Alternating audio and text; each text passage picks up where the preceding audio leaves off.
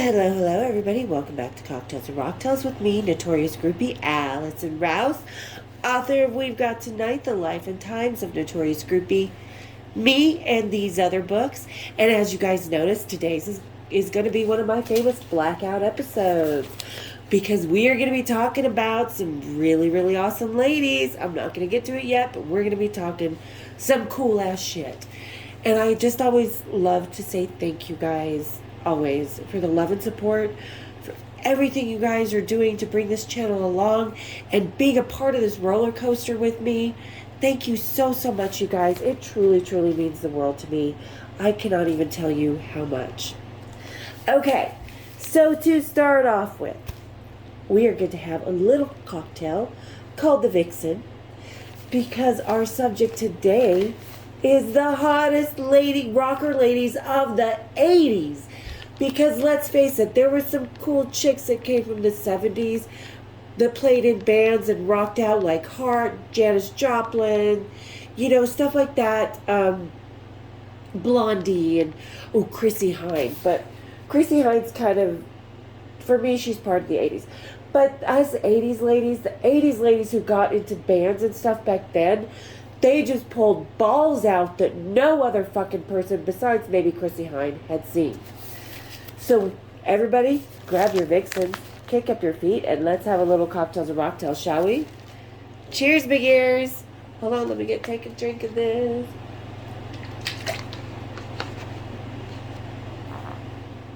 Oh, okay, all right. Not bad like I thought it was going to be. It's nice, little lemony. I love the bourbon. It's good. Really great little drink. Anyway, you guys enjoy it. The link to this cocktail's down in the description. So let's get this. Oh, on the Kip Winger scale. Oh, definitely going to swallow the Vixen before I would swallow Kip Winger again. So true. All right. And speaking of Vixen, of course, we are going to start this list out with the obvious. The all-female band, ladies. If you grew up in the 80s and watched MTV and Headbangers Ball on Sunday nights, we saw this video in so many rotations, and we've all stuck our arms out and done that spin that the lead singer, God rest her, did. And this is actually the band Vixen. Edge of a Broken Heart. Who did not love that? And these ladies, they came full steam ahead. They were in the movie Decline of Western Civilization Part 2 because that was filmed mostly in LA. And these ladies got together, balls out, just really worked their asses off. And they're still playing today with certain lead singer, but I'm not, and you guys know who, but I'm not going to say to people who don't know who she is because she's number one on my list. All right, so here's hands up to the ladies in Vixen. You guys made heavy metal maidens so awesome, and were like really kind of the breakout point. Kind of became, Lita Ford was there, Joan Jett was there, but Vixen really kind of pushed that female heavy metal rock and roll band, singer, drummer, musician, really made it standard. Because like I said, Lita Ford, Joan Jett, they were definitely there and they were standing on their own. But for us in the 80s, for me, like I said, when Vixen came out, that was it. Women had officially had enough chicks in the ball game to own heavy metal. And let's talk Lita Ford, because Lita Ford was badass, and Joan Jett, badass. They started in the Runaways. We all know the Runaway story. Like, that was just crazy. And everything they went to, so no wonder they were kick-ass bitches by the time the 80s hit. And we were just discovering, because I discovered Lita Ford before I discovered the Runaway. And we love her song with Ozzy and, oh my God, I used to sing with this local band, Circus. Oh my God, why can't I think of it? Anyway, I'll think of it by the time this video is. You get older and your brain gets foggier. But so when Lita Ford's badass, she and I have slept with a lot of the same guys. If you've watched the vlog I posted here previously, I made out with her fiance in front of her while she was on stage. And Chris Holmes and Kristen and I were all on the side of the stage. And well, I don't know, we were bored and I was making out. So if you think Lita Ford's the baddest bitch in metal, I beg to differ. Because, I think the baddest bitches in metal were the two chicks making out with the fiance in front of her. And that was my bad. That I got karma for that, so don't think that's a standard, ladies. We all need to be a little more dignified than that. But, like I said, you're young and stupid, but you grow up. So, and speaking of growing up, Chrissy Hynde, like I said, Chrissy Hynde, I didn't know her till The Pretenders and Brass in Pocket and all that. I didn't know she was around the 70s punk scene back then. Of course I did now because, again, here's someone else that I have in common with her is Steve Jones and the Sex Pistols.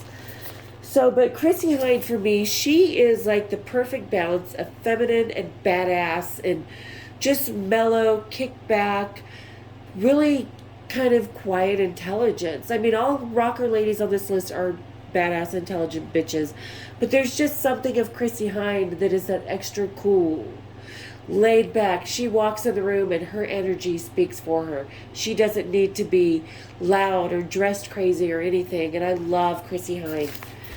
Love, love, love her, and I'm so lucky to be able to have the attention of the same man as she did. I'm kind of flattered by that one. And when people say that I remind them of Chrissy Hynde, huge ass compliment. Like, oh my God, thank you. Because I love her that much. All right, so let's move on. And of course, this list would never be complete without Wendy O. Williams. Because this chick just fucking owned punk rock, thrash metal, just bizarre rock and roll. And she really actually had one of the sweetest souls, was an animal lover, a vegetarian, and really, really, truly one of the most haunting souls, I could say. For as badass as she was, and she acted, and she played in this prison movie where she was like the bad bitch of the block, she just balls out, and she had a hot ass body. Let's face it, Wendy O. Oh my God, that's what that O stood for. Was what a killer body, and she just went out there and performed in her underwears. Just in her underwear, sometimes just little tape. I think, and I could be wrong, but I'm probably wrong about this. Wendy O. Williams, I know that the punk rockers of the 70s put the tapes over their nipples, but I think Wendy O. Williams kind of made it more the fashion. That was one thing she took and made it hers in a way for me. But yeah, Wendy O., you're fucking badass, babes. This earth is so much less punk without you. And like I said, she really had an incredible soft heart and soul that you would not have known just by watching her on that stage. And she was kind of shy, and she was very introspective of herself. And I always say this about shy women. They are the most brazen and bold because shy women have to be, just to even have a conversation. I know, because I'm actually shy. So, Wendy O., we love you, lady. And you know what? This is a woman I actually like better than Lita Ford, that I think she wailed better than Lita Ford and wasn't just made to be the product and the package. This is Doro Pesch. I think Doro Pesch is one of the baddest bitches in metal, one of the best singers. I think, she's just that cool metal, kick back, relax, wild ass, fucking crazy on stage, can wail like a mother bitch. I love her. And I think she's gorgeous, and all these women are gorgeous. So every one of these women, badass, gorgeous women. But for me, I will take Doro Pesch over Lita Ford any day. Because I think Lita Ford, as much as she rocked, was a little bit more kind of poppy, LA metal, as to where Doro Pesch was just straight up wailing, Iron Maiden style fucking metal. So I Doro Pesch can't have this list without her. And then here's one that a lot of people don't know, that I love these bitches. They were one of my favorite. They're kind of more late 80s, early 90s. Kind of just came about because I was hanging around the guys in Blitzbeer a couple times, which you guys will know the lead singer of Blitzbeer as Phil Cavano from Monster Magnet, the guitar player. So, but he was friends with these girls, and these girls were a pack of groupies like me and my friends were, but they were out of New York City. And someone kind of made a mention one day that, well, since you guys are hanging around the studio so much, you should record something and make a band of your own. So they did, and they called themselves, guess what? Cycle Sluts from Hell. Oh my God! And like Bobby Gustafson, I believe, from Overkill played on their album. So they had a lot of good friends that kind of played on their debut album that were badass. And these women had songs like Hey There Poser, I Wish You Were a Beer. Speed Queen, which isn't what you think. The last line of that song is, if you want to use my Speed Queen, you got to bring your own detergent. It was basically about their washing machine. So they were gorgeous, hot, sexy women who were groupies, living their lives, fucking doing their thing, and decided to make an album and a band. As long as we're here, we might as well see what we can do with it. Which I thought was really awesome, and I didn't discover them till, like I said, I started dancing in about 91. So in February 91, so that's about when I discovered these girls, maybe the next year. But I still love Cycle Sluts from Hell. And you guys, I will put links into the description for these guys. You gotta go check out their videos. They were just cool and fun and had a fucking sense of humor that only metal ladies can have. You know, bold, brazen, badass, and no bullshit. Love, love, love Cycle Sluts from Hell. All right, so let's keep talking. You know what? I'm just going to go ahead and end the list right here with Lorraine Lewis. Yeah. I think she was probably my favorite female metal chick singer in a band.